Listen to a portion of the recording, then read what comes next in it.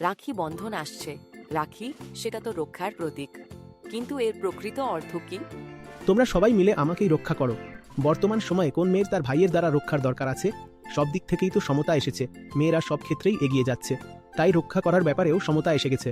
তুমি কোনো বাড়িতে গেলে দেখবে 1 বছরের ভাই আর 10 বছরের দিদি। দিদি তাকে রাখি পড়াচ্ছে আর বলছে, ভাই তুমি আমার রক্ষা করো। আর সেই ছোট্ট ভাইটা কাঁদছে, দোলনায় টয়লেট করে ফেলেছে, সে নাকি রক্ষা করবে?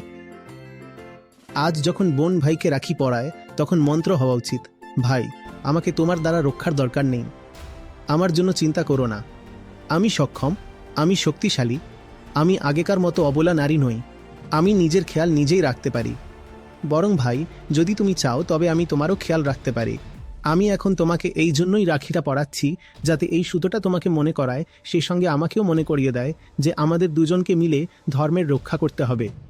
আজকের দিনে রাখি বন্ধনের প্রকৃত অর্থ এটা হওয়া উচিত।